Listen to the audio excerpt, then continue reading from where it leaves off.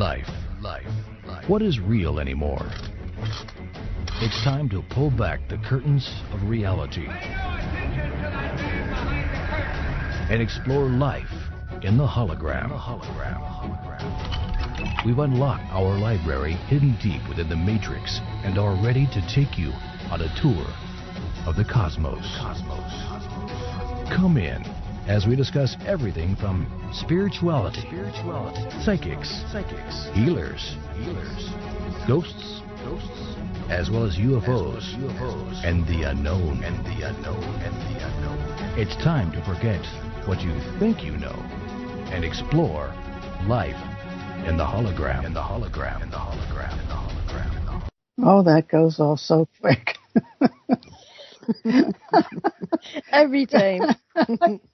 I know.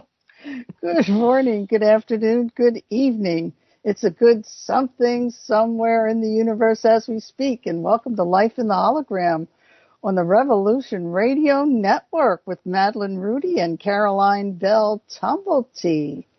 And it's been an exciting week, hasn't it, in the world of crazy politics and affairs and wars and who knows, everything's gone wackadoodle, that's for sure. Indeed.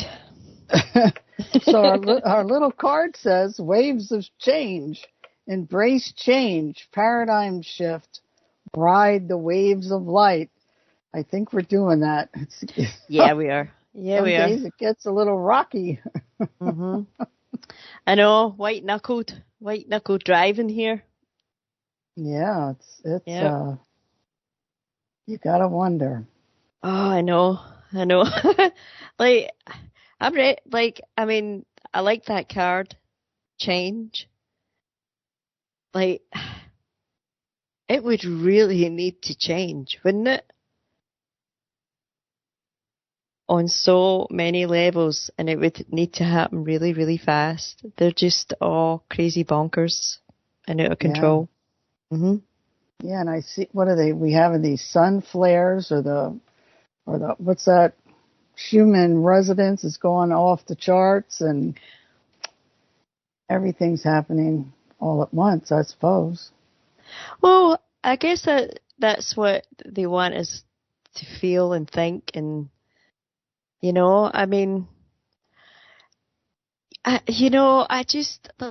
just leaves me speechless, Madeline. Like, the level of crazy. I know. I never thought I'd see the day when I would just become literally speechless. Absolutely. Even with the kids. When I think of the things that I used to do when I was a kid, you get up and you get dressed, and by 8 o'clock you were out the door. 7, 8 years old.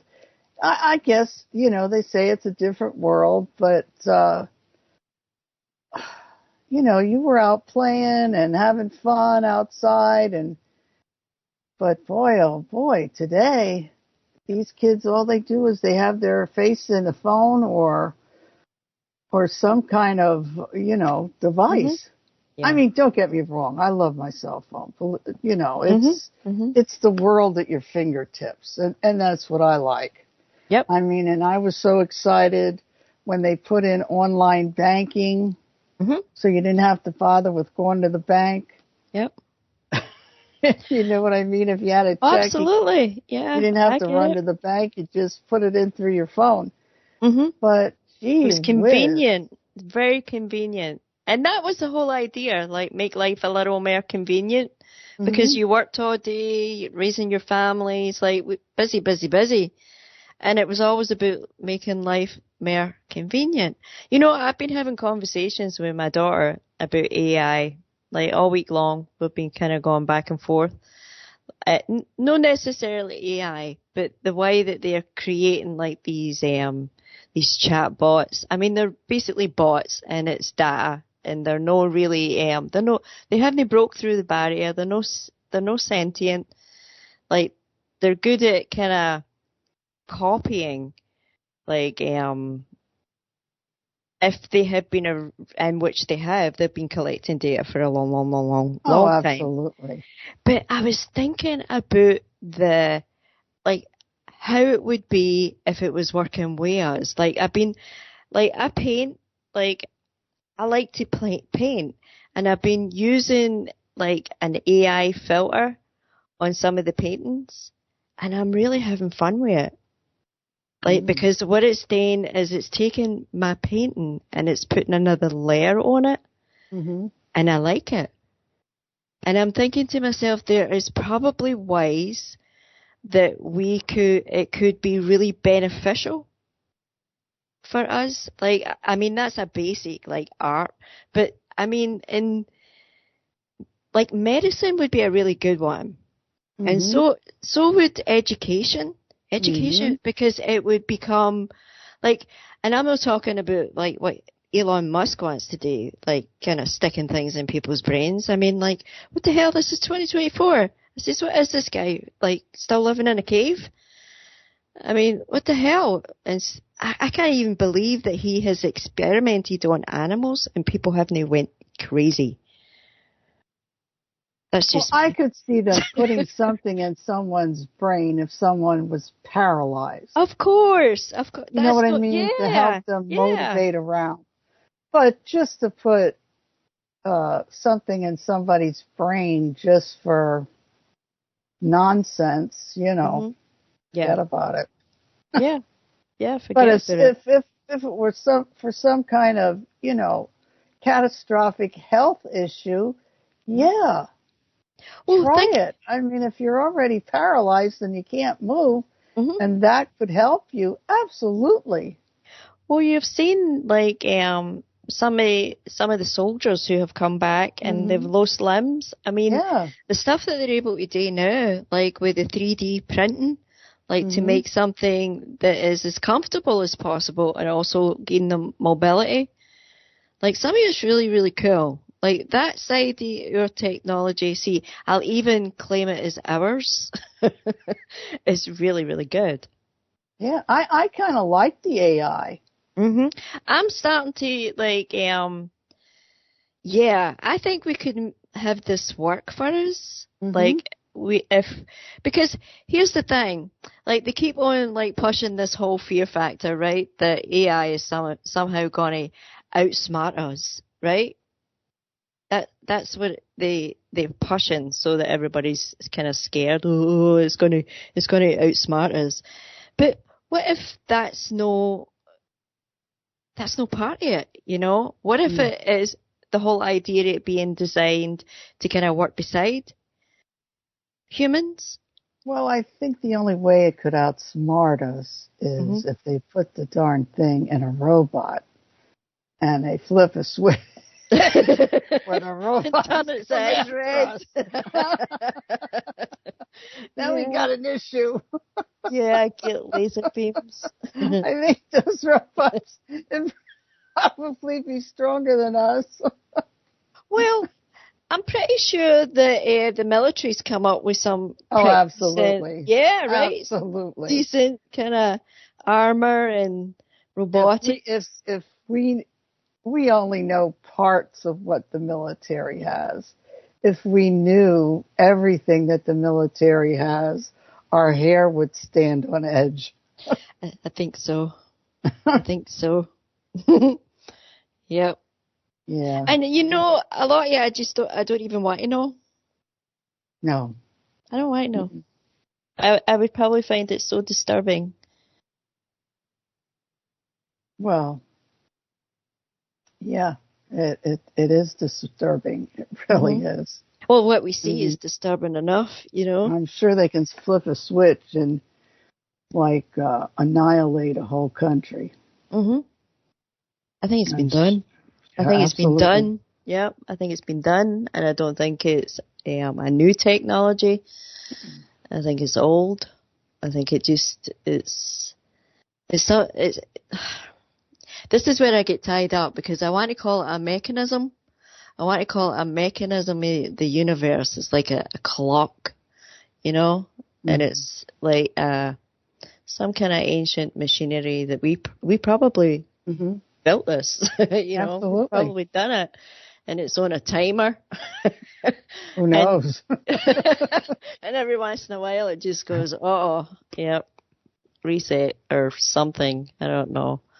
But that might be just a kind of simplistic way of looking at it. But I'm pretty sure that there is like mechanical stuff, I think with all these archaeological digs and all of these places where they went into different caves and things like that, mm-hmm. they found information to create different things that are, well, let's say out of this world. Yeah. They probably found stuff that took them out of this world too. Absolutely. Yeah. For the longest time, there were certain dreams that I had that I had kept a record of that I always thought I was dreaming about the past. And it was a conversation I had with Solaris that it was just, I can't even, she only said like maybe 2 words and it was like, maybe are you sure it was the past or something? And I had a lot of explanations for it being the past. Like, I was in an underground, Madeline. I was in underground and I was getting people out. I was ushering them all out. And I had this same dream like for about a week. And I was exhausted. Like when I'd waken up in the morning, and I would say to people at work, I think I've been saving the world during the night. I must be right by your side. And the thing about it was, I remember having like some kind of oil lamp or a candle. So I always thought I was dreaming about maybe World War II or World War I, like some kind of underground, like maybe Germany or something, So I always thought it was the past. Until very, very recently. I don't think these things are the past, Madeline. I think they're happening at the time that I was actually dreaming it. I know that, like, I'm still thinking on that one. I'm still trying to unpack it. But it's funny so tell me about your dream. Well, it actually wasn't a dream. It was John Pogany. He was on the show. He hypnotized me. And a lot of times when I get hypnotized, I go places. And this particular time, I went underground. Very far underground. And, I could see, it was like, how can I explain it? Very intricate things down there. And these people were scrambling around.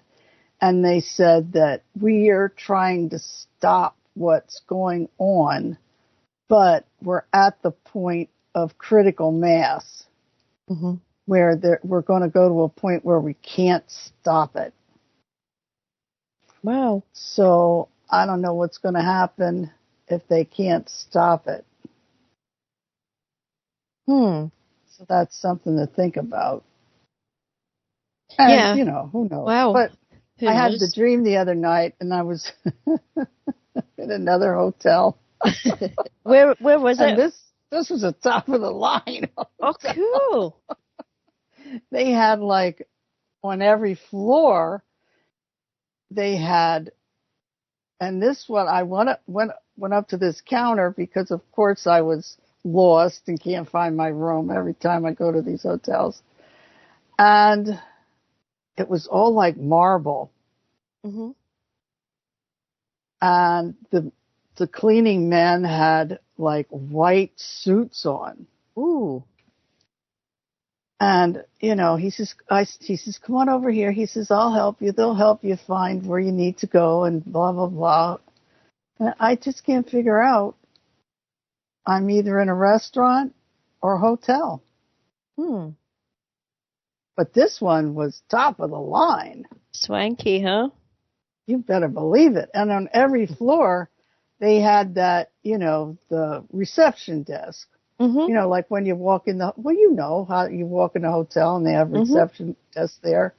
Well, this was kind of like in the middle of the floor, and it was posh. Mm. I mean, posh. Were you with anybody? No, I was with myself. Hmm. I either lose my keys or I can't find my room or I can't. Then the other night I was somewhere and I went out and I couldn't find my car. Wow.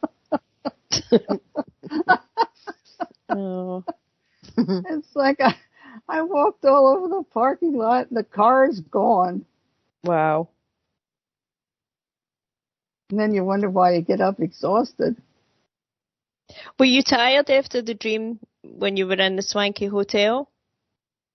I'm always tired after. You're always tired. Yeah.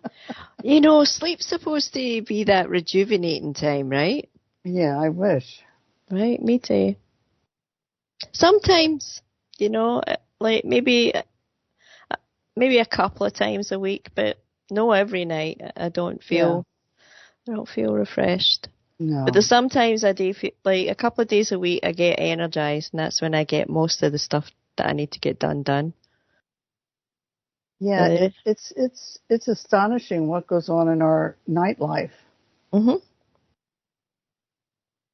It is indeed. Yeah. It is indeed. I mean, at one time I took a nap, and this was years ago, and I was like up there with Admiral Byrd. And wow. I'm like at like a cave opening. And I'm like, well, where am I and what the heck is going on here? Wow. Did you go in? Part way. Mm-hmm. But I've had some strange dreams along the way. Every time I talk to you every week, you've had a strange dream. Yeah. Mm-hmm. It's like I said, I have my own kind of very active, strange life going on. Whole other life going on. Maybe one or two. Yeah. Well, I guess if there's multi dimensions of who we are and what we do, maybe it bleeds through in our dream state. Yeah. Yeah. That we have, all these different. I think I told you this before. Like when I dreamt about going to Thailand, but I didn't really know. I like you dream about people that you don't know. It's like, And when I went to Thailand, we were up in the hill country, hill tribes, and I was like in a antique. It was sort of like a Thailand antique store, and went in and bought a few things. And when I came out, there was a priest that went on this spiritual journey with us, and there was a lawyer there from Texas.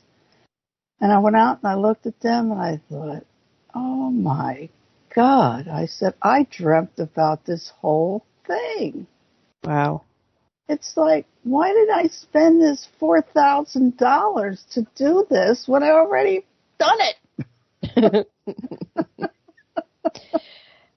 Have you done that a lot? Like dreamed to a place and then found yourself there? Yeah. I think I told you about Savannah, Georgia. When I was leaving Georgia, we went to Savannah. And we passed by this church, and I says, oh, my God. My friend Karen was with me. I said, oh, my God. I said, that's the church I keep seeing in my dreams. Wow. I said, let's go in, but they wouldn't let us in. I think I told you did about tell this me thing. that. Yeah. They wouldn't let you in. Wouldn't let us in, and we had this big going around, and it was the Catholic Cathedral in Savannah. Wow. Yeah. It's kind of wild. So, like, people, they would say that was like procognitive dreaming, right? But you're actually going there, right? You're going there. Yeah, and then you see, you find it in your awakening state is kind of shocking. You know what I mean? Yeah. Like, oh my God. Yeah. Here it is. Yeah. Because it makes you question, like, what's realer, or how many realities is there? Like, or how many different ways is there accessing places? Like right now in the physical, we think we have to get on a plane and go somewhere, whereas you're actually sharing that you've went there without leaving anywhere, without going on any plane or train or bus or car. You went. Well, yeah, and like the one night, I just like closed my eyes, and all of a sudden I'm standing at like the Port Authority in New York City, and it's like, what the hell am I doing here? Because, you know, one part you're dreaming and the other part I'm asking myself questions. Yeah.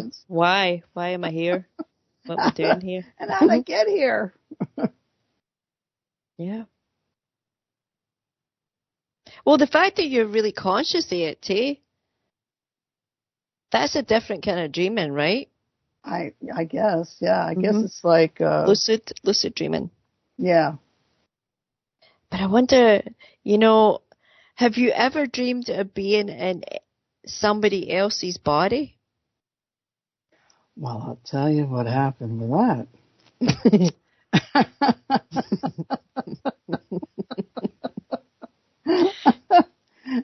First, we have to tell you that our guest got delayed at the airport, so I don't know if she's going to get home on time to be on the show, Nancy Timms. So she's in Mississippi, but we don't know if she's going to make it, so we're going to have to reschedule her. Yeah. But hopefully she will. Maybe she'll get here, you know, for the second half. But, yeah, continue, Madeline. Okay. I was taking a class, a massage class on... What the heck was it? I can see the guy's name. I can see the guy's face. He has a place in Sedona, but I forget the. It's a massage technique where you hold your hands on a person, and when these spots light up, this is where you work on it. I forget what it's called. Well, anyway, I was working on a girl of color. And I was standing there working on her, and I said, I wonder what it's like in her body. And the next thing you know, I was in her body. Wow. Out her eyes. And I said, oh. Wow. Okay, how did I get here? And I better get out. Did she notice anything? I don't think so. Wow. So she myofascial release is what it was called. Myofascial release. I've heard of that. Yep. And I went to Bermuda to take the class because I used to be in love with Bermuda. Bermuda was such a fantastic place. But like every other place they had no homeless people. It was one of the 10th richest countries in the world. And now it's not that way anymore. Because we went on a cruise there like a couple of years ago, maybe 5. And it's just not the way it was when I was there to take that myofascial release class. Wow. Because a couple of the times when I did go to Bermuda, it's like, oh, thank God I'm home. But then, like I said, didn't feel like that anymore. It's a shame. Yeah, things change. But maybe you just need to find another Bermuda, you know? But it's really strange because even, you know, here in the United States, when you look around and you think, what a beautiful country this was, and what's happening to it, breaks your heart. I mean, it literally breaks your heart to think of what we had here. I know. I wonder how our ancestors are, I don't think they're happy, Madeline, and we carry their We carry their blood. We carry their memories. We carry their history. Like, even although we're not responsible for it, but this wasn't what they intended, I don't think. This I was don't not. think so either. I don't think this was what they intended at No, all. and a lot of, depending on what state you go to, Hmm. I mean, you know, a couple of years ago, even when you went to New York City, you could hardly find anybody that spoke English. Yeah. Yep. And that's sad. Yeah. I mean, when I was watching, you know, they were panning how these people coming over the border, they had luxury luggage. Hmm. Oh, yeah. Yep. And they all already had a cell phone. So something's going on here. Yeah. And I don't think it's good. No, supposedly, like, according to the certain news outlets here, there are millions that are landing on the Normandy beach in France, Mm-hmm. and they're just being directed to the Channel to cross to the UK. Like, Yeah. the police are no stopping them, immigration isn't stopping them in France, they're just letting them move right through into the Nobody's water. stopping them here either. Yep. And And they're they no want to, stopping them. Mm-mm. now that Biden said, you know, he's not going to let, you know, he's going to close the border. Well, I frankly think it's a little bit too late. You know, and what is the reason we have been given that this is happening? Because genocide happening in different parts of the world? Like, what is the reason? Like, these are supposed to be refugees, but a lot of them don't look like refugees. No, these people, 99%. No, I'm not going to go that high, but I'd say about 75%. A lot of them are computer experts. A lot of them are military in disguise. Something's afoot. Well, you know what? Like, anytime we've had, like, and this country has saw a lot of immigration, like, through the years, and we're a small country, so you notice the influx of immigration. Like, I remember, like, I didn't see the 50s when there was a lot of Indian people and Pakistani people. But by the 60s, when I was born, like, I saw it in the neighborhoods. I saw the changes. Like, we would have Indian restaurants open up. Like, there would be little grocery stores where they'd move into the mom and pop shops. So we would see it in a kind of gradual, but the story that they were told in order for them to be encouraged to come to Britain was that we needed workers. We needed skilled workers. And this was what they were told, and that there was a place for them here.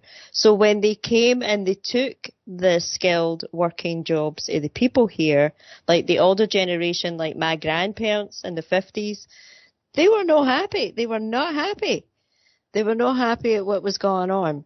And I've seen this, like, over and over and over again. Like, this is exactly what happened with the European Union and everybody crossing borders.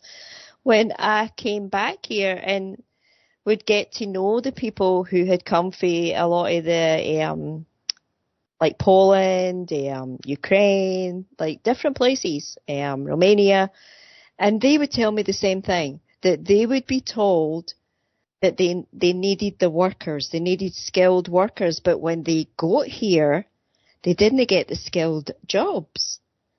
They got the jobs in housekeeping. Well, a lot of people, Caroline, when they do get here, like when my son had a bad car accident and he was in the rehab, his doctor was actually a brain surgeon in Korea.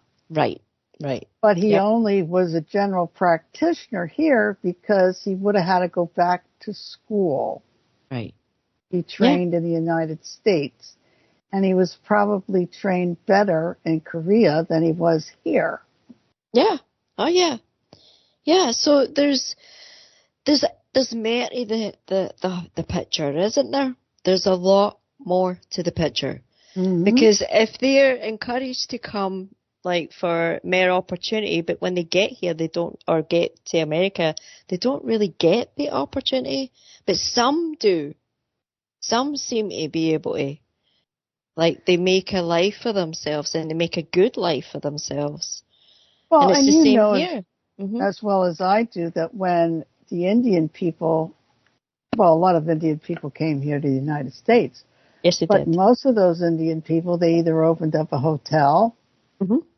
one of the, like a Wawa or a Turkey Hill or, you know, a convenience store. Right. And they do very well. Yeah, they do. Mm-hmm. Same here. They've done very, very well here. Mm-hmm. Most of the hotels here are owned by Indian people. Mm-hmm. So, and like when I was growing up in the hospital, the doctors were Chinese. And I was like, oh, the Chinese. Yep. You gotta have a Chinese doctor. Now, I'd be happy to take a Chinese doctor. Absolutely. Yep. Yep. I had a Chinese doctor that he was the oncology doctor. Mm-hmm. And he says, oh, you young, you take chemotherapy. You'll be good. Wow. I said, don't you have any herbs from China? What are you talking about? What's the matter with you? What did he say? He says, oh, no, you take chemotherapy. Oh, I says, oh, no, how about, calling up China and having them ship some herbs in for me? Yeah, I know. Because he their sold medicine, it. it's got to be 6,000 or 7,000 years old by now. Well, see, combine all these old ancient wisdoms and knowledge, combine them. Like, why do they have to exclude things and say, oh no, like it's got to be one way, like it's got to be chemotherapy. What is the other one? Radiation. Yeah, it's got to be that way. Or, I mean, how can they not incorporate it all? Like, that's the only way. It's almost like they want to eradicate. See, this is the way I see it.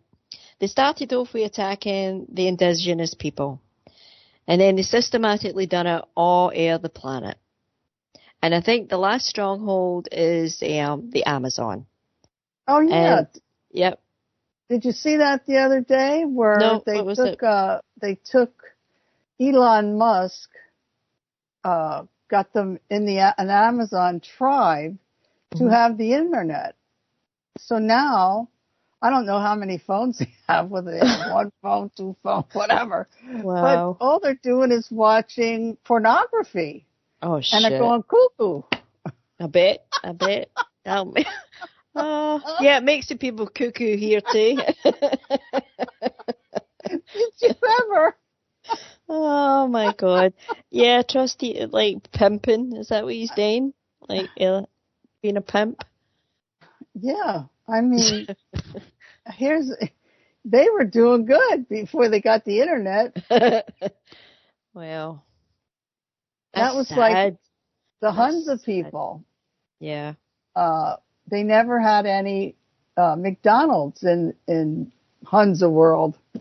And the next thing you know, they put a McDonald's in. No one ever had a heart attack. But after McDonald's came, they started having heart attacks. Well, when I think about, like, when I lived in New York, and I got to know a lot of the Mexican people who had settled there. And the stories were basically, they kind of wanted what the Western world had. They wanted the job, they wanted their family, their kids to go to decent schools. They wanted the stuff, they wanted the cars, they wanted it.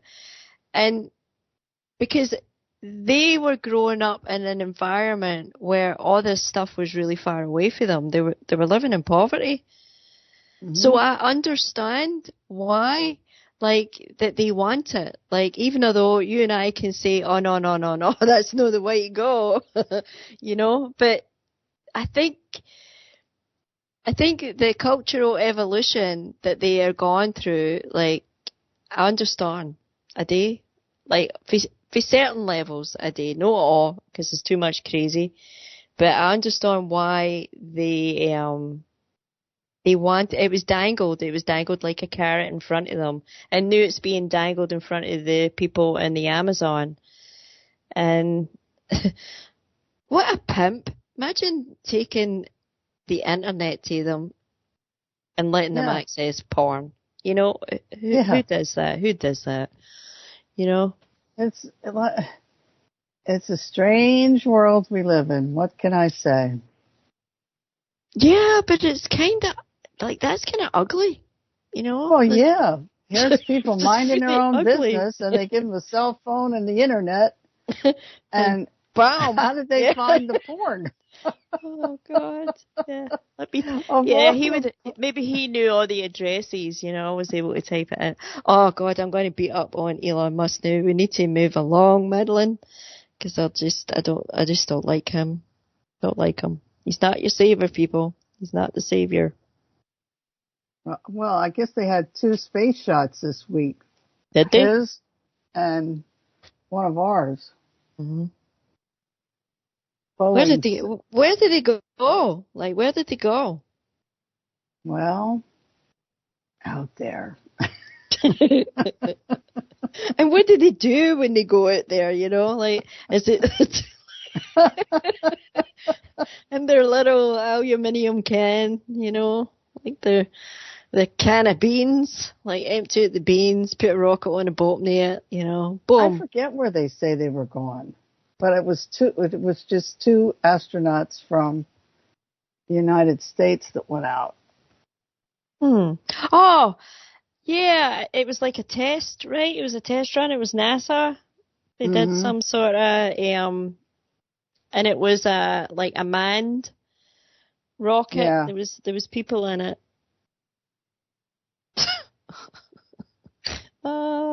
I don't know, like the whole, like, sending rockets up and stuff.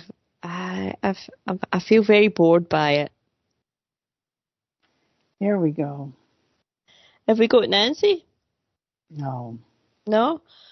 Boeing Starliner flies NASA astronauts into space for the first time. This is the first crew flight of the company's Starliner capsule, which was developed in partnership with NASA to ferry astronauts to and from the International Space Station. They tried it twice, and the third one was a charm for a Boeing Starliner. Well, I hope this is built better than some of their airplanes. Veteran NASA astronaut Barry Butch Wilmore and Sunana Williams make up the Starliner's inaugural crew. They are expected to spend about a day journeying to space station before docking with the orbiting outpost on Thursday at 12:15 p.m. Eastern Standard Time. So that's what they did. They went to the space station. The space station. Yep. Are they building more space stations up there? Like, or are they adding on to the space station? Like, what do you think they're going to tell us? Nah. But there's an awful lot of them going up there, right? There's a lot of rockets going up there. They must be taking, because they have not all been taking people, so they must be taking something. Well, and a lot of different countries are sending space ships out there. Mm-hmm. And, you know, for as long as the people have been in the space station, you mean they haven't seen any other spaceships fly by them? I think they have, right? I do too. Yeah, I think that's actually just a given, you know? And I think a lot of them are actually for here. Yeah. Yeah. Others, like, they like their secrets, don't they? They like their secrets. And it's all compartmentalized one department doesn't know what the other one's doing. Then you've got the breakaways. Then you've got, like, who knows what you've got, interdimensional beings, light beings. You've got all kinds of anomalies going on. There's just a lot going on. And I'll tell you what, like, the stuff that we get focused on here, it's all nonsense. Yeah, absolutely. I do know. You do know. I know you know. The whole world's blowing apart and you're worried about some guy down the street. Just shut up. Yeah. Yep. My neighbour was shouting at people about a week ago. I think they were just having a kind of heated discussion. It didn't really sound like anything out of control. He's opening his window and shouting, "Shut up!" I looked at Will. Outside? They didn't even acknowledge him. I would have ignored them too. But I was like, "You shut up." I got in my car today and I looked up at the birds and I said, "Look here, birds. You have every place to take a crap. Why do you do it on my car?" And the mailbox. At least 4 birds pooped on our mailbox.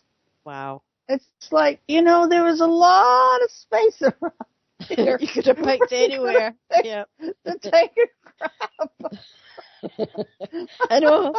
Some days it feels like the world is against you, doesn't it? Why pick on my car?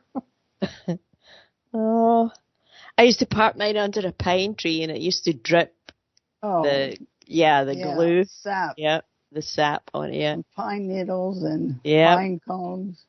Yep. But don't you wonder about that? Look, birds, don't you see the nice green grass there? It probably likes the grass. It doesn't like the car. Probably figures that's the poo area. Yeah. I don't know. My car doesn't have written on it toilet. Oh, your seagulls here are horrendous. They will poo on you. I've been standing next to people and they've get whacked with a seagull. It's been like, whoa, Well, don't they say that's good luck?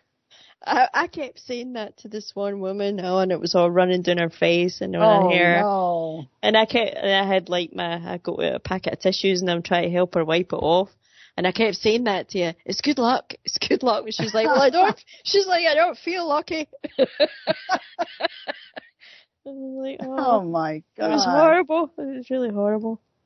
I'll say. Yep. We've even got not so much now, tiled roofs. We had a lot of it with the chimneys and the tiled rooftops.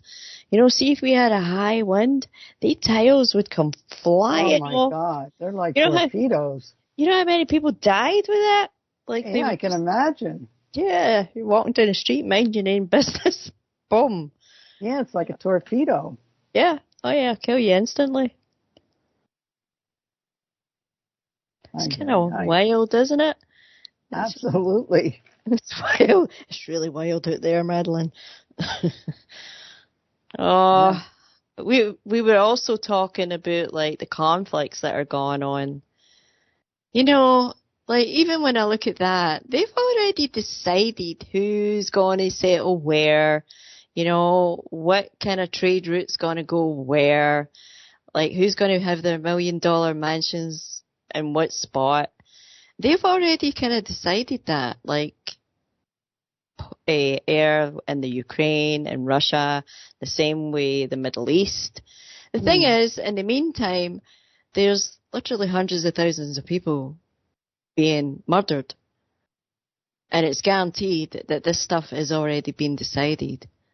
They're just acting like this is how they get to it.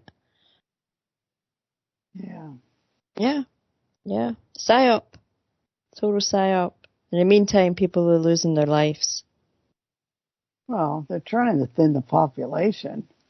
They said Pretty sure that they're doing Bill a good Gates job.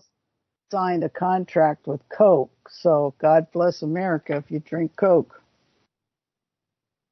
Who signed the contract? Bill Gates. You're kidding. Mm-mm. With Coca-Cola? Mm-hmm. I found this really interesting about, and I think it was a state trooper. They always kept a 2-litre bottle of Coca-Cola in the boot of their cars. Mm-hmm. And this was in Arizona. Mm-hmm. And the reason being for when there was like road accidents, like and it would blood. be, and blood blood, on the highway. it would cut right through it. Mm-hmm. It would clean it. And the same way like petrol and stuff, or gasoline. It cut right through it. So what does it do to your stomach? Well, like in the old days, you used to just get plain Coke if you had an upset stomach.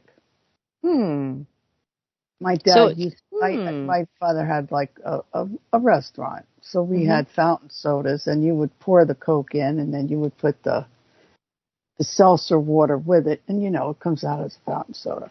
Mm-hmm. But if you would get like a little upset stomach or something, they would always give like a little tiny cup of Coke to take. Of the syrup? Yeah. Yeah. But that was in the old days. So what is actually Coca-Cola syrup? What is it? I think in the old days. I know it was cocaine. I know they had cocaine in it. But what's in it now? Yeah. I think what's in it now? Chrome cleaner. Yeah, right? If it cleans blood off the highway, and I think it might clean your jewelry. I think it might, I think it might polish, clean your windows, clean everything. Yeah. Holy crap. So, yeah, very, very interesting. And I wonder if back in the day when they were giving it for a stomach upset, it probably had the cocaine in it, right? It's a possibility. Mm-hmm. Well, I guess when I was a kid, if I would get a little bit sick or whatever, we would go to the pharmacy, and my mother would say, can you make her something?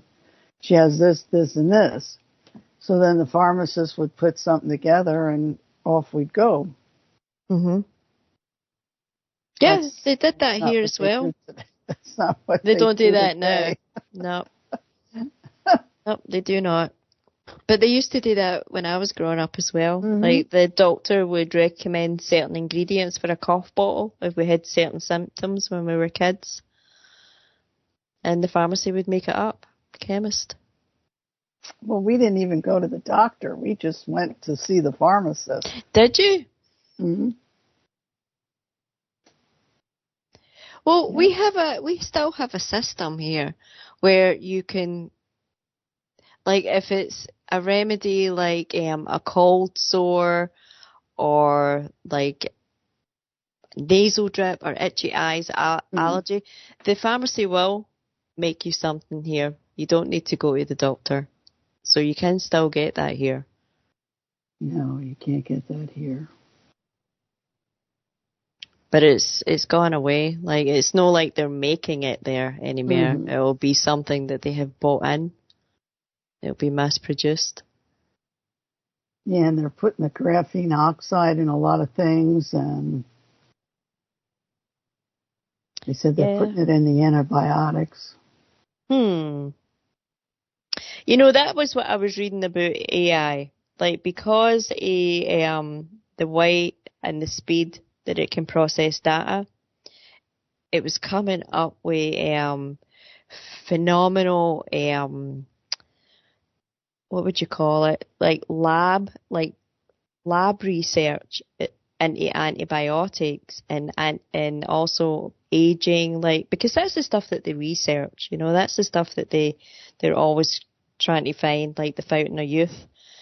But I was reading this paper and it was really impressive. So it was really impressive, because that's the thing that we can use this supercomputers for, is like that speed of being able to be really accurate at reading like vast amounts of data really, really quickly. That's like that program that Phil has. You know, we had Phil in, and it's amazing what information they can get on your body just from your birth date and your name. Wow. Into the supercomputer. That's wild, isn't it? And the information is more informative than some of the information you get from tests that you pay thousands of dollars for that the doctors recommend. Sounds really... Did you ever get it, Madeline? Yes, he did it for me. He did do it for you? And how was it? Very thorough and interesting. And then he did like, you do a voice, like I think it's 16 seconds. You say, like, I am Madeline Rudy, blah, blah, blah. And then it goes through the computer and it comes back with the frequencies to listen to, to like help whatever your situation is, or to clear out different traumas and so on and so forth. Did you find it worked? Well, I like the music. So it's interesting. Yeah. You know, that's the thing that I like. I like the music, and I like mantras. I like chanting. Like, I like that. I like creating that kind of atmosphere. Like, I like that. I like my wind chimes. I used to have a wee drum. I used to have drums. I used to always have drums. I got drums. Yeah, I used to love my drums. And tuning forks. Yeah, I've got tuning forks. Yep. And my little bells, like the little bowls that you just, like the singing bowls. I never bought a bowl. No, I got it as a gift. A bowl. Yeah. What, a crystal one or a brass one? What kind of? A crystal one. Yeah. Dr. Valerie in Sedona, she had an amethyst crystal bowl. How cool. But I don't know why I never bought one, but I never did. All the things that I bought, I never bought a crystal bowl. Maybe it'll come to you in a gift. Maybe. Because I always liked them. Yeah. I like them. I like the bowls. I do. I like the crystal bowls. I also like anything that's involved with crystals. Yeah. Yeah. Me too. I love my crystals. I like setting them all, lighting them all up in the sun. You know, I like to do their salt water, clean them all out. Yeah. Move them around, you know. I like them. I like all the different stones. And you can feel like all the different energies, all the different vibrations for them. Every one of them's different. Well, you can. I can't always feel that stuff. You wear it all the time though. Like your bracelets, like you have it all the time. Like you've got quite a lot of different frequencies going on there. Yeah. I got it all going on. I like it, you know. I like the bangles and the bracelets. And I have this. Can you see that? Oops. I can't see your video. Oh, can you see it? Or no, you don't see the video? No. Well, this is an amethyst. Kind of looks like a teardrop. Actually, this comes from Colorado. We did the quantum. What was it? I always called it the Magical Mystery Bankruptcy Tour. But, but we went to a lady's house who had all kinds of crystals and crystal skulls, and she gifted us with this. Lovely. Lovely. At the time that she gave it to us, it was a piece for $88. I wonder what it is today. Phew, be worth a lot more. Because it's about 2 inches tall and probably an inch wide. Wow. Yeah. Yep. She gifted that to us. That's beautiful. The quantum vortex experience. Was that Sedona?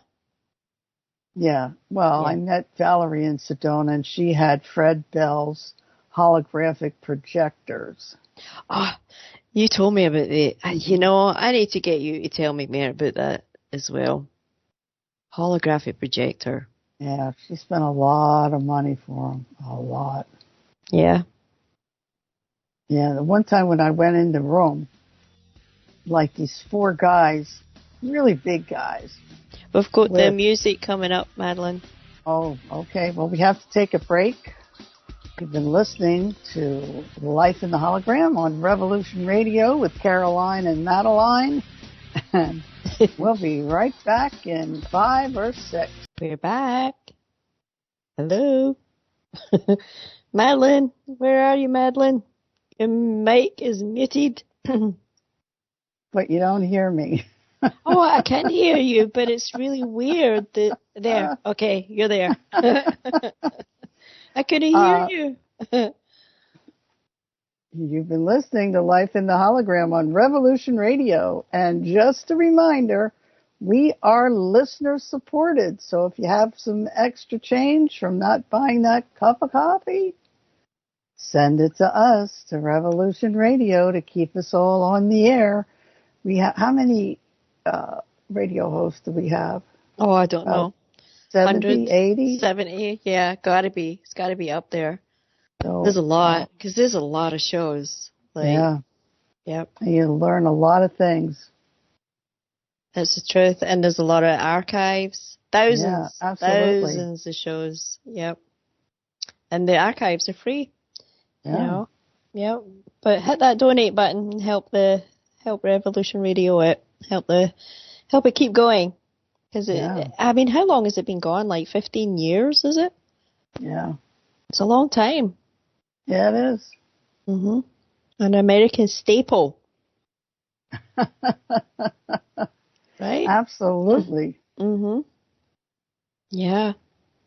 Yeah, and Solaris comes on between us, and then you'll be on after us, Navigating the Truth with Caroline. She comes on right after this show. Yeah, Willow's going to join me. I think we're just going to rant because it's been a tough week. Yeah. Yeah, so we'll just rant. And our guest got stuck in traffic in airplanes and so on and so forth, so she never got home to be with us. Yeah, we can get her back. Yeah, you know, maybe reschedule it. Who do we have next week, Madeline? Let's have a look. See if I can bring it up here. We have,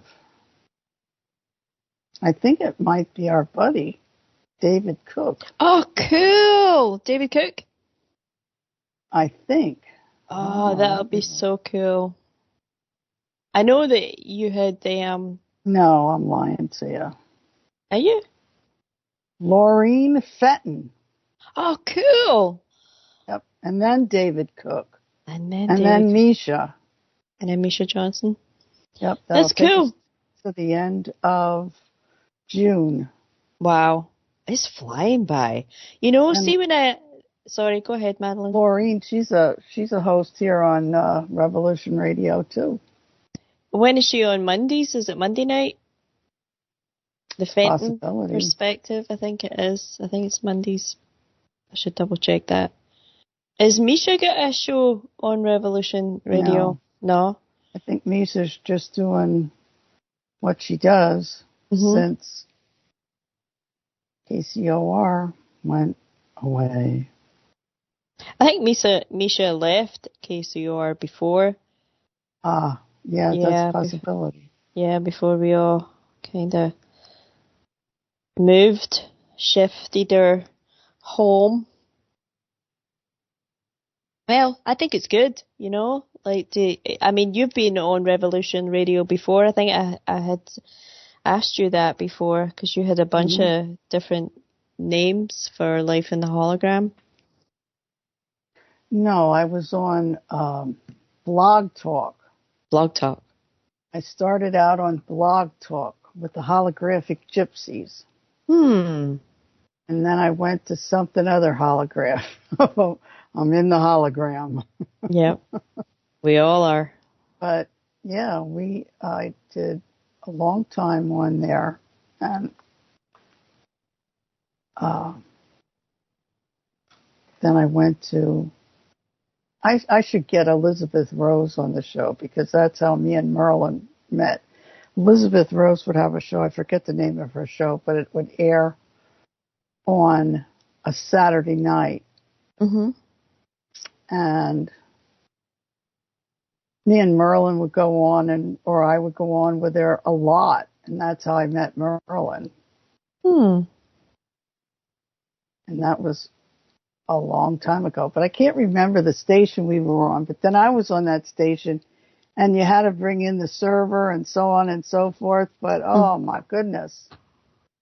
Every time you bring it in, it'd drop, and it drove me crazy. I think it gave me high blood pressure.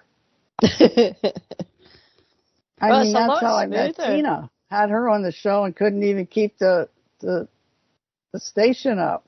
Oh, wow. Is that why Tina did her own? To have a better quality? Yeah, I think so. Mm-hmm. Yep. It's a lot smoother now. I mean, this is smooth. Yeah. Like bringing in the server here. Mm-hmm. It's pretty smooth. I mean, it's great. I mean, the size of it and for how long it's been gone and all the people that it actually takes to make sure that it goes 24/7. Absolutely. It's quite an undertaking. It's pretty cool. And we have, hosts all over the world. Mm-hmm. Mm-hmm. Well, Cherry Hinkle she talks a lot about Dulles. Oh, the base? Is it the base? Yeah, she had a friend that kind of worked in there and talks a lot about, and she's been abducted I don't know how many times, but she was saying she has these dreams too. Because she said in a post on Facebook that she had a dream of Australia, like a town in Australia being annihilated. So let's see what happens. But I don't think we get all the news. Do you know what I mean? As to a lot of things that go on all over the world. I think some of it is censored. I think some of the only ways that you get it is maybe through not even Facebook, X, or some of the channels on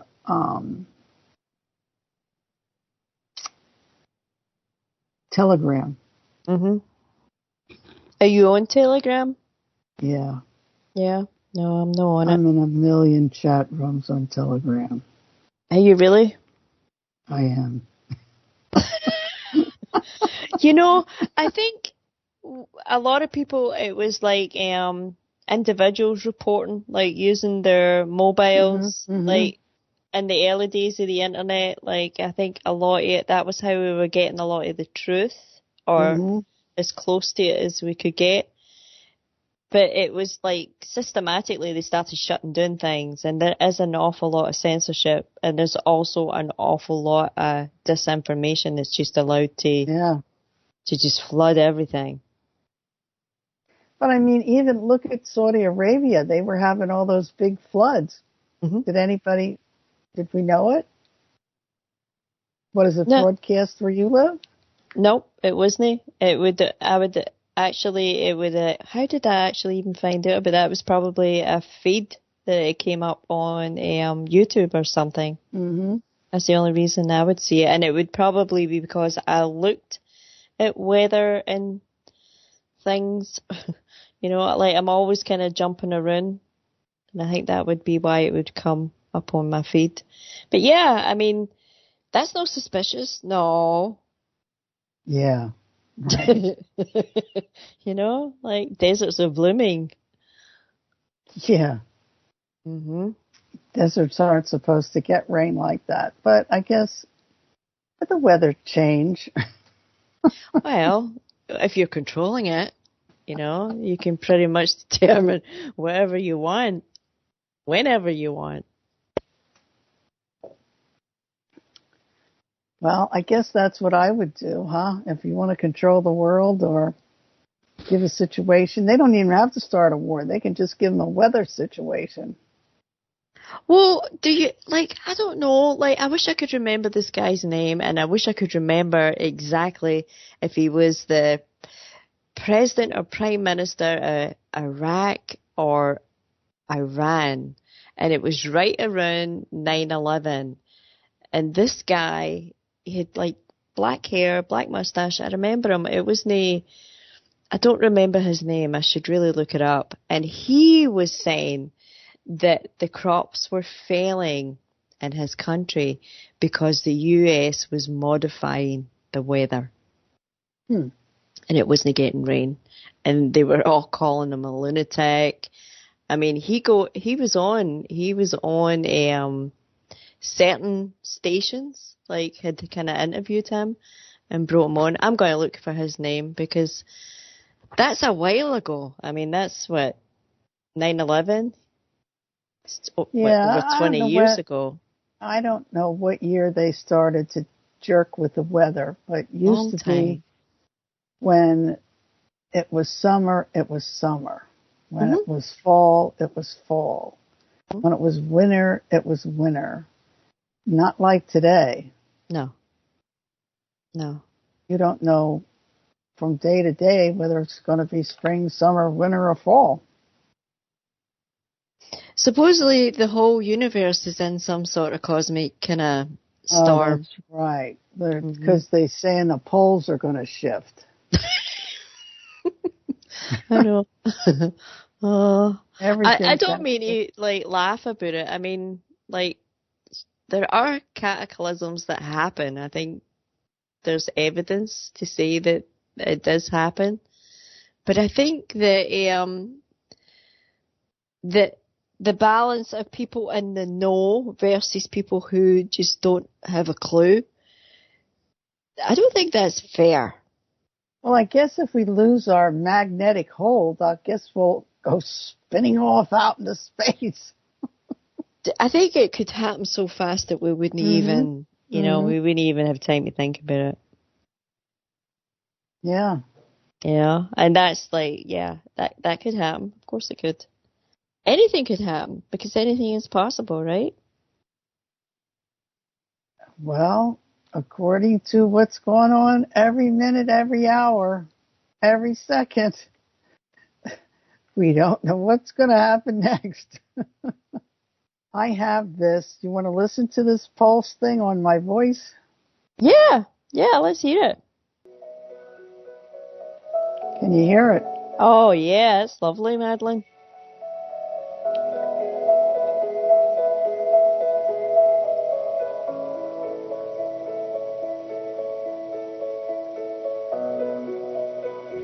Interesting, huh?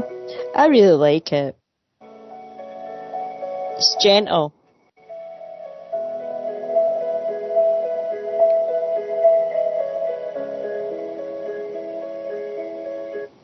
It's a little whimsical, isn't it?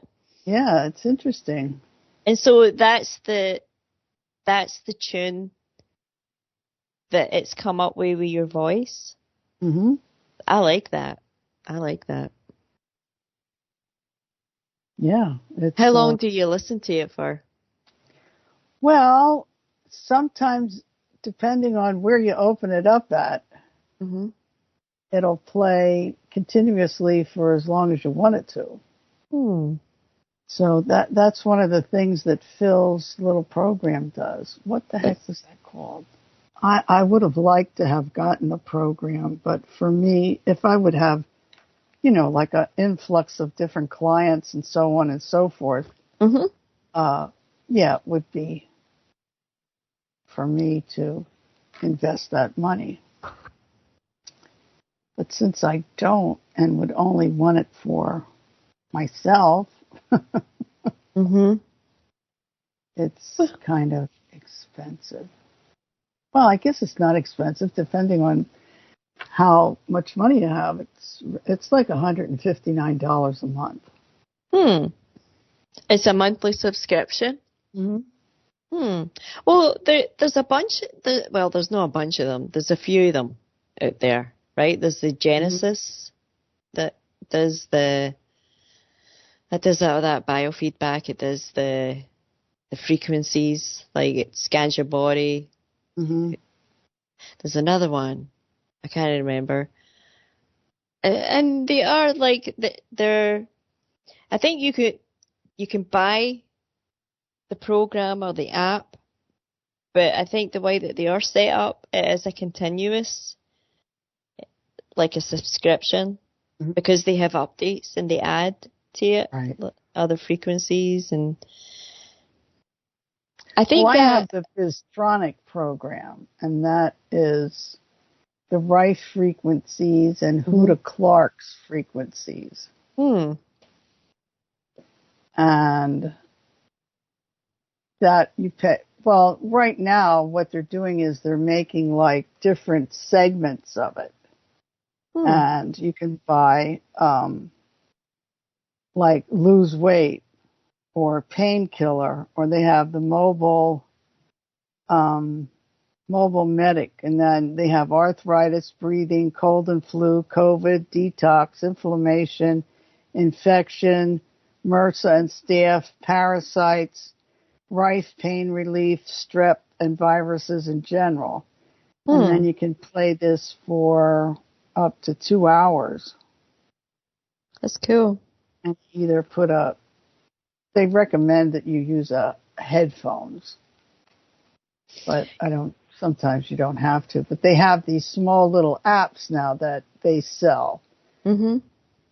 The regular program, I think, is like $300 or $400. But then you go in and it does updates, and there's certain ways you can test it, but I never got the hang of that. To test a person to see which frequencies they need. So sometimes I just put in, what I'm not feeling well with, because I've read a lot of articles where it said, well, Huda Clark said that if you have diabetes, it's like a fluke in your pancreas. A fluke? A fluke, which is like a parasite. But it also means that it can go back, it can correct, right? Right, it's a fluke. These frequencies are supposed to correct it. And then I have another called Zap app, and that has all different kinds of frequencies in it. And actually, this one is for free. And they have, they have all these things in here. That's kind of cool. Acute pain, addiction to drugs, addiction to food, adhesion scars, alopecia, allergies, alcohol, all kinds of stuff. Appendix, arthritis in joints, arthritis and ankylosing stenosis. A lot of things for arthritis. Hip pain, arthritis, hip pain, knee pain. Wow. Osteoarthritis. I didn't know there was that many arthritises. It gets specific, huh? Yeah. Asthma, all kinds of bacteria. And this bacteria, deer tick, E. coli, A lot of things. Bad teeth, baker's yeast allergies, bedwetting. Holy crap. Yeah. Biliary cirrhosis, an inflammatory condition in which the bile flows through the liver, is obstructed. You know, the thought that comes into my head is, like, it's how they have used, like, for a long time, subliminal messaging and, like, Right. like all over the place. What if they just used frequency? Well, I know they use frequency now for negative things, but what if they used it, like, in care homes, like in... That would have to be a care home that cared. Right. That Yeah. we had started. Yeah, I hear you. I hear you. Yeah, see, I would want it playing on the trains. Like, I would want it, like, in any area where you had to wait, you know, for something, like an airport or Well, a waiting they room. would say that's infringing on your privacy. Well, that's because they're hypocrites, you know. But they infringed on our privacy already. You know how many times my picture is taken the minute I walk outside my door because of the amount of closed-circuit television cameras there is everywhere? Mm-hmm. Everywhere. Supposedly, we are one of the most surveilled countries. Scotland. Mm-hmm. I wonder why. Well, like, when I was growing up in Glasgow, the local police used their own money to set up the first closed-circuit television cameras in Glasgow. True story. Well, I know here, and they probably have more sophisticated equipment now that, like, a policeman, and if they have this equipment in their car, can drive by your house and tell you exactly how much money you have in the house and different kinds of things, and they already know what's in your house. Mm-hmm. Yeah, I believe that. So I believe that. They know. Yep. Well, forever, like in this country, because of the BBC, you had to have a television license. They had cars that would come around the streets and it had like some sort of antenna that could tell if you were watching BBC, and they would knock on your door and demand like the TV license, or they would fine you. Yeah. Oh my God. Yeah, that's been like ever since like TV licenses in this country. So that's what, 60 years, 50, 60 years. So yeah, they can do this stuff. They have licenses for everything, don't they? Oh yeah. Oh yeah. Yep. License for radio, license for TV. Yep. No, they didn't used to be that way, but you pretty much need a license to handle food, bartending, waiting tables, health and hygiene, everything. And it's all like a middleman that you have to pay a fee for the license, but you can't even apply for the job if you don't have the license to begin with. Right. Yeah. Yeah. All these middlemen. Yeah, and they put more and more restrictions on it daily. Mm-hmm. Yeah. Yep. Yes. It's crazy. It's like the whole idea was make it more convenient so that we can pursue intellectual pursuits in order to make living more beneficial for everybody. Like, that was the whole idea, right? That was the whole idea behind making things convenient. Yeah. I don't think we're in a convenience. No, I don't think so we either. We have a convenience store. That's about it. That's a bit.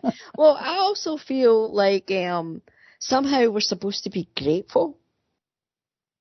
Like a lot of other countries will look like at the West and think we've had it kind of easy, because on the outside it kind of looks that way. But it's no, it's like a falseness that is Well, we don't have to worry about that now, Caroline, because they're all no, here.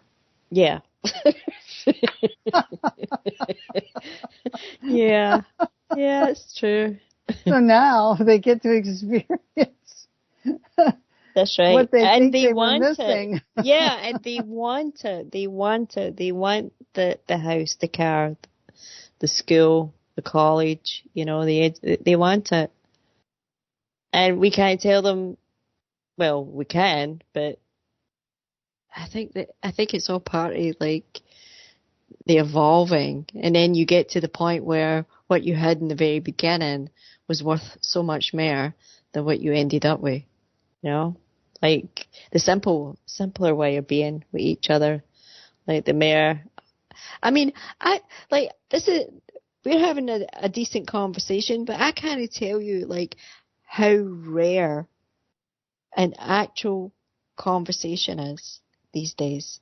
Mm-hmm. It's a text or it's a quick call, it's an email, but there's no emotion, like it's so difficult to just have a conversation, Yeah. to talk freely.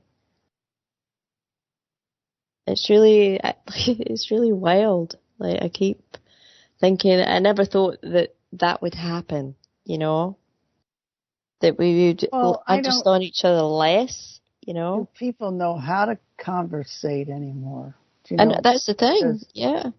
of the texting and this and that. Yep, I know. But I think since COVID, I think people have they just don't want to conversate anymore because you never know who you're going to offend. Yeah, yeah, yep. Well, it's kind of set up that way, right? Like, Yeah. it's just Because everybody gets offended about something. constant for some unknown reason. misunderstandings. Yep. Well, I can say that I had visited America. I think it was I want to say 2016.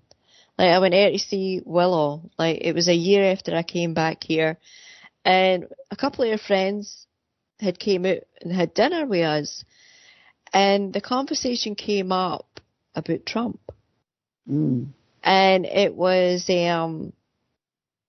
like they were irritated. I remember they were irritated when they were talking about him, and I remember looking at them, and I hated politics, Madeline. Was never a political person at all. But when Trump was elected, the response I had was, okay, he's a businessman, let's see. Like, I couldn't really understand the hate that was being directed at him. Yeah, right. But I was like, I still don't understand that. Well, I was like, give him a chance. That was my attitude, give him a chance. Because I didn't vote for him in 2016. But I did the second time.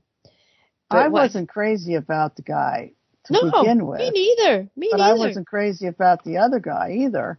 But as time has gone by, you have to be deaf, dumb, and blind if you don't see what's going on in this country.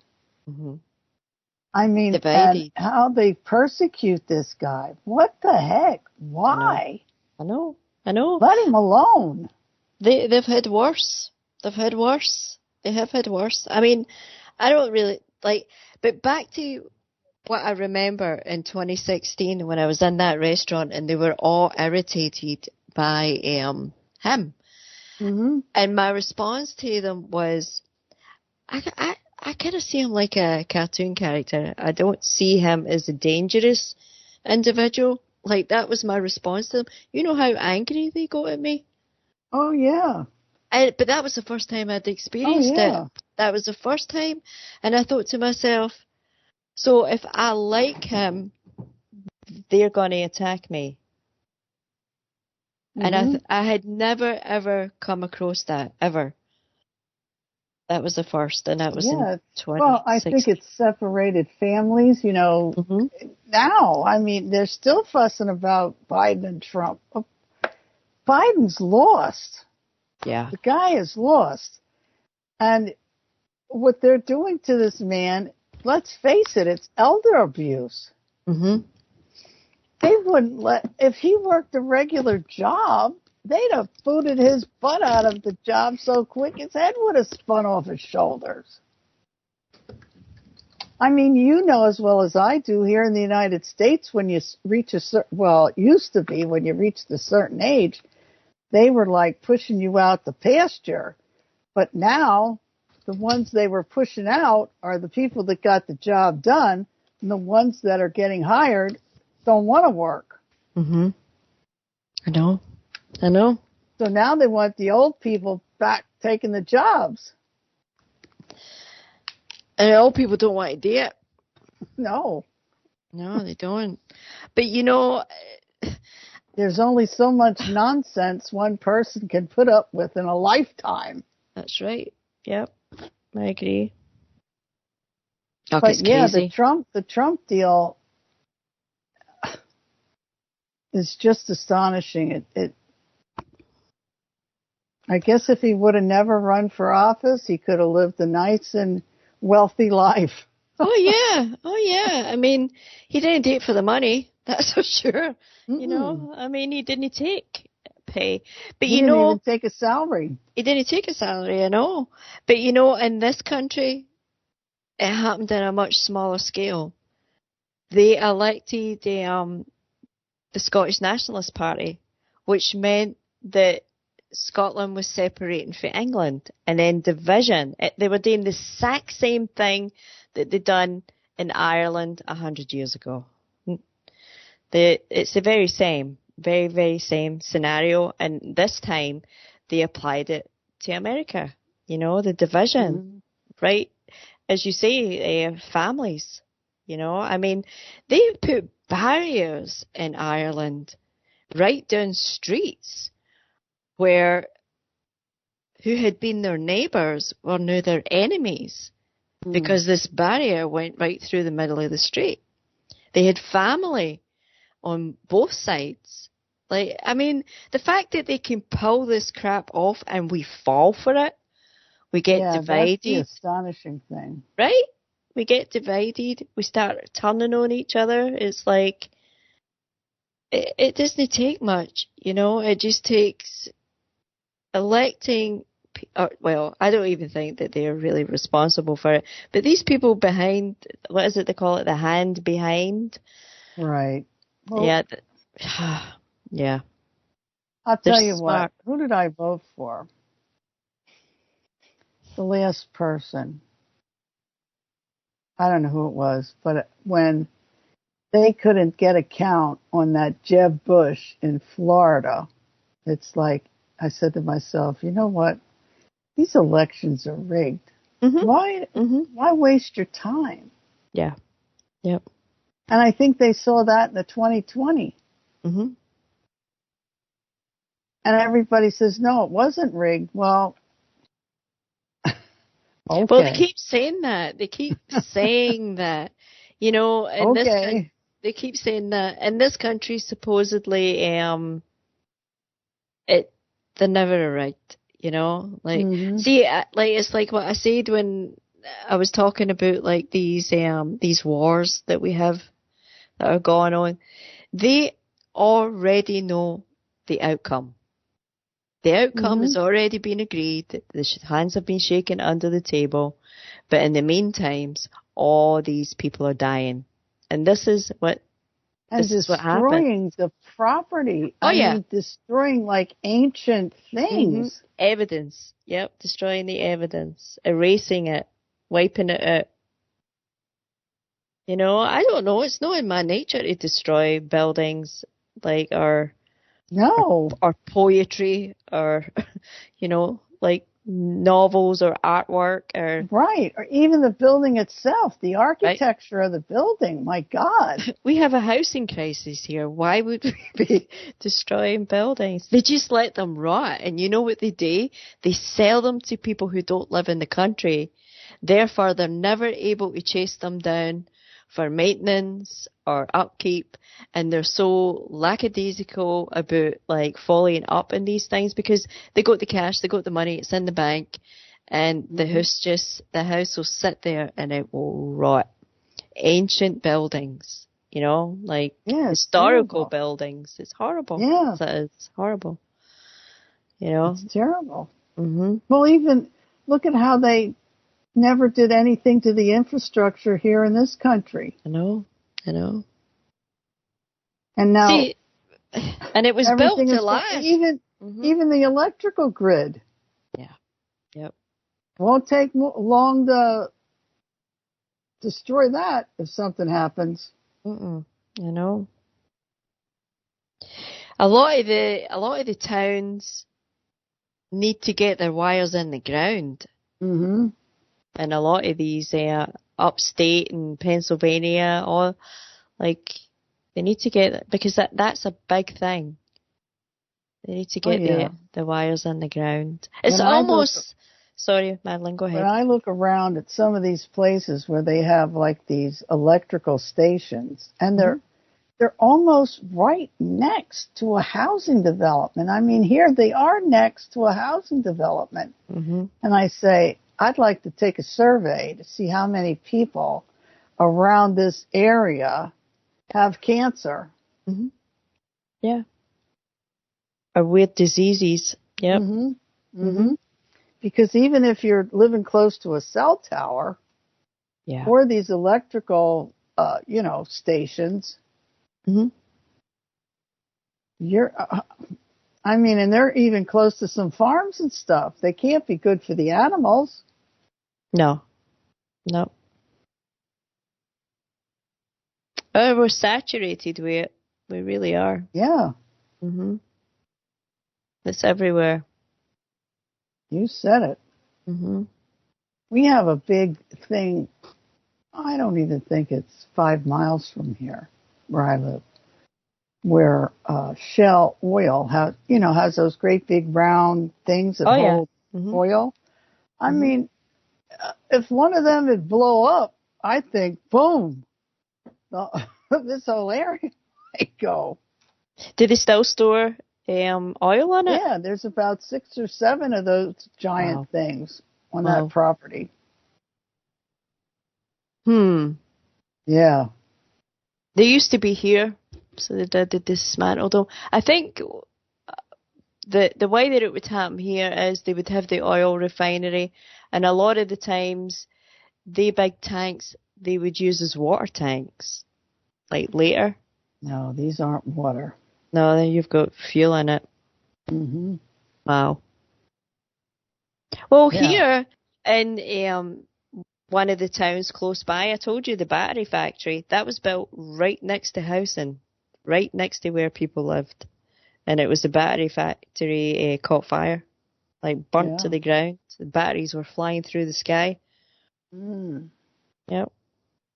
I think it was a recycling building. Why did they build them so close to the neighborhoods, I don't know. When I was growing up, a lot of the power lines were in the country. Like, it would go through, the edges of the fields. Mm-hmm. The electric supply. Like, it would be big pylons. Well, even the trains. I mean, I watch these trains go by too, and it's like, we could have the same thing they had out there in Ohio. Because these trains are carrying all kinds of chemicals that go through this town, and they go through a lot. I mean, I sometimes down at the train station close by, and there's like within 2 hours there's at least 7 trains that go through. Like carrier trains that are carrying who knows what. Wow.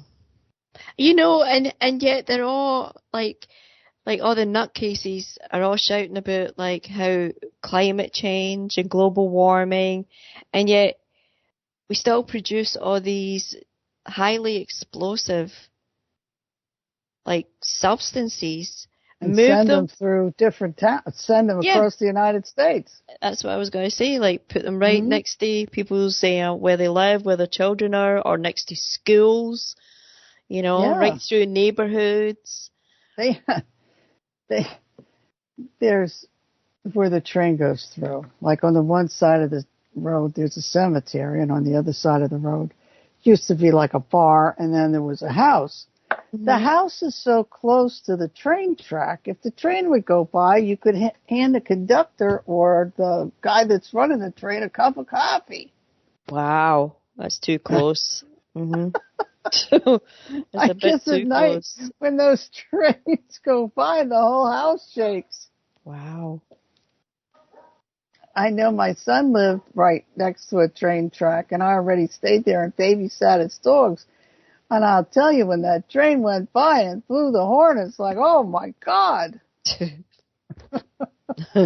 I used to live close to a fire station, and it was the same when Well, the that was horns went thrilling. off. Oh yeah, middle of the night. Yep. But I don't know. Yeah. These are like I don't know, Madeline. I mean, does it seem like we're progressing? I mean, I don't think Well, I so. guess in some respects we are. We have We the are. AI Hmm. and things Yep. like that, but in Hmm. other respects, We're not. Hmm. And more unqualified people are getting hired for jobs that you really need people with experience. And that's what's happening.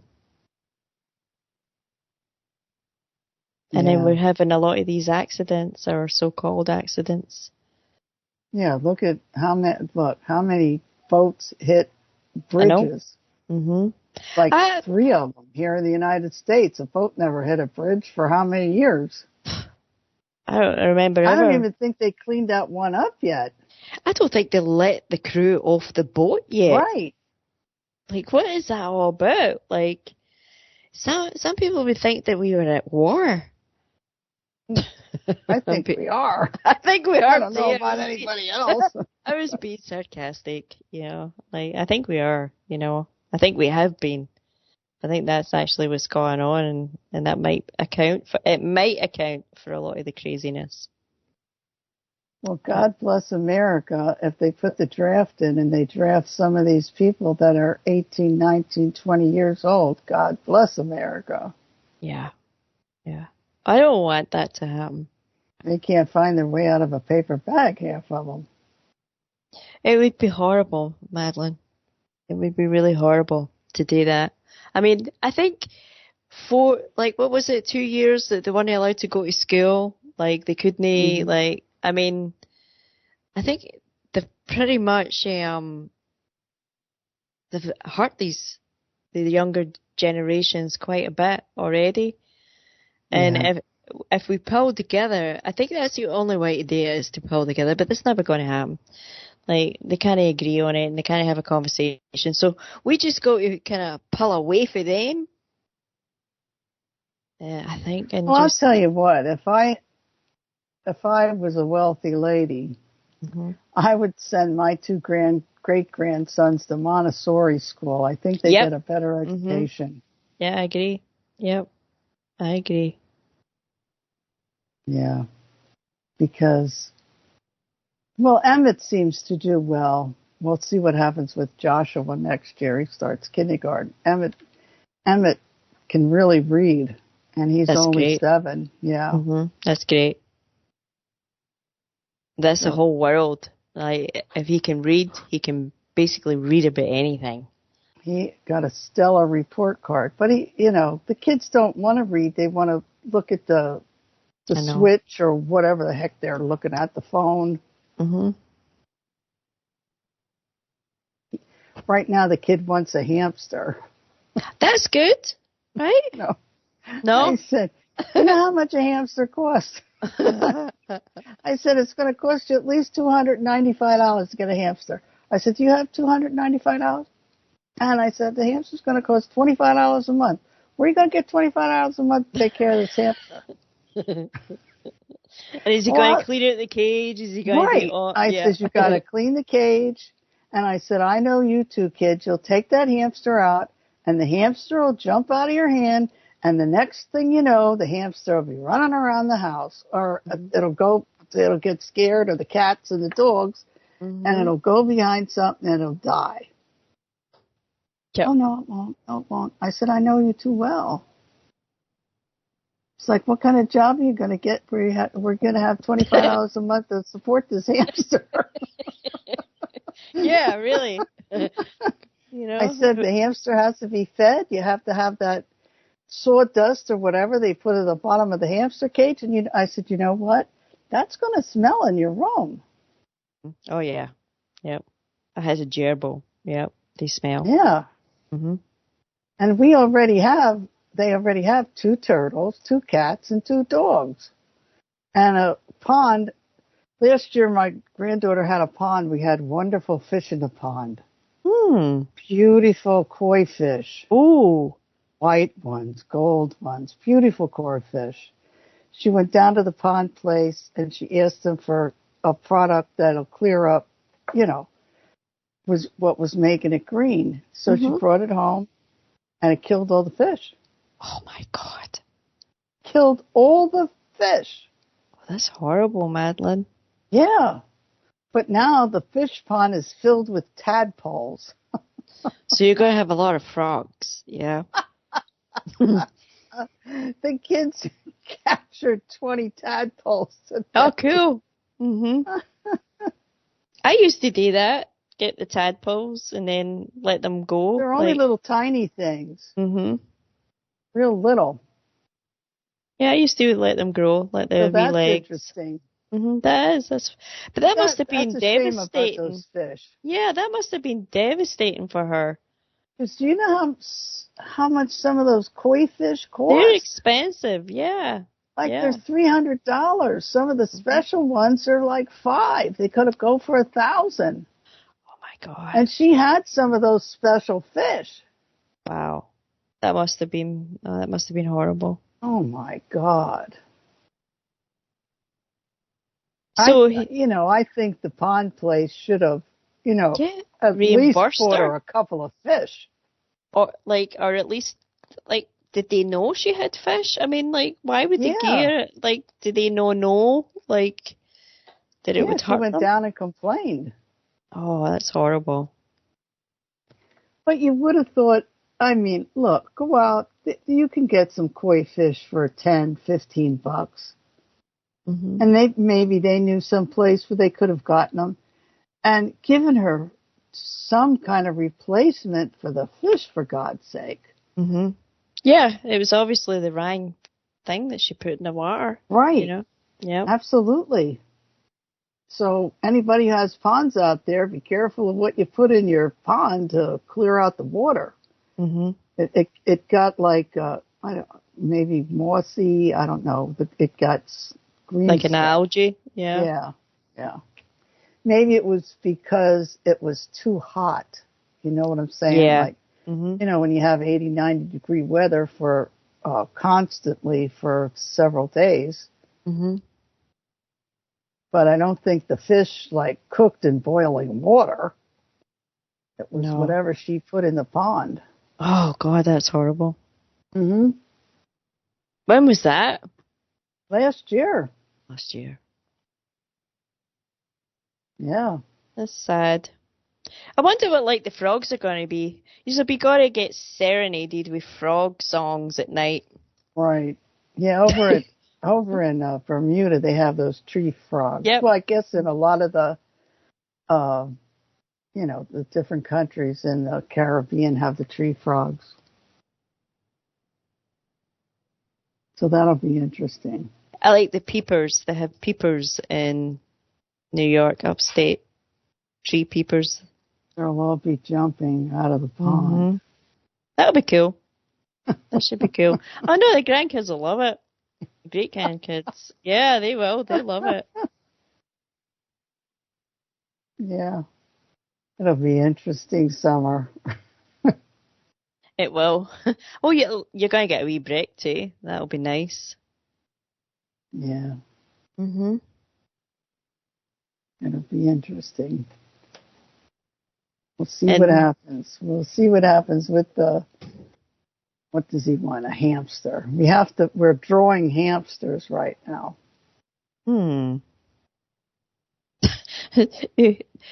that'll be good enough, A Yeah, picture. that's what I said. A picture of a I said, hamster. look, this hamster doesn't cost you anything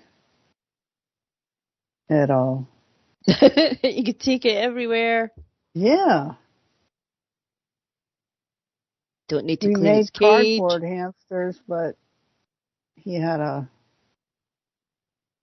father made him get rid of them. Oh. That's what I said.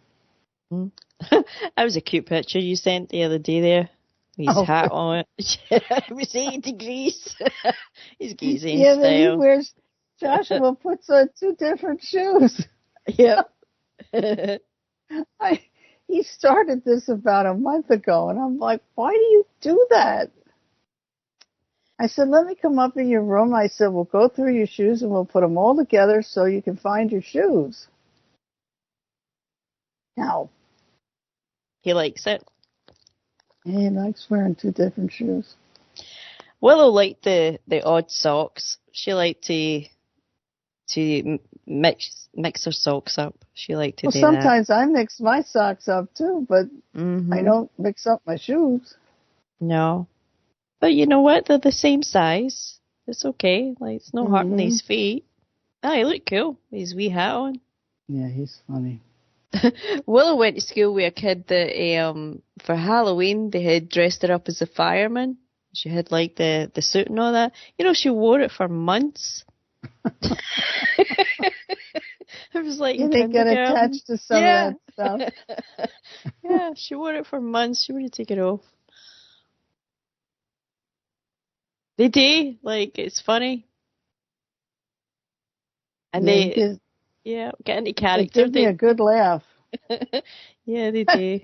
Then I drew a hamster, and Emma says to me, Momo, are you sure you don't want to draw another one?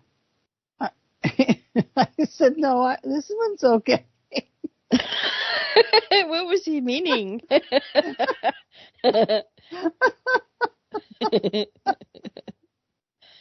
He says, are you sure? Yeah, I said, I'm sure. Oh, he's funny. Oh. Yeah, they make me laugh. That's good. Yeah, you don't get too many laughs anymore, but they make me laugh. Mm-hmm. Yeah, was he saying that you weren't an artist, Madeline? That I what? That you were not an artist? I think so. He doesn't know that I went to art school for a year. But you couldn't tell that with some of the drawings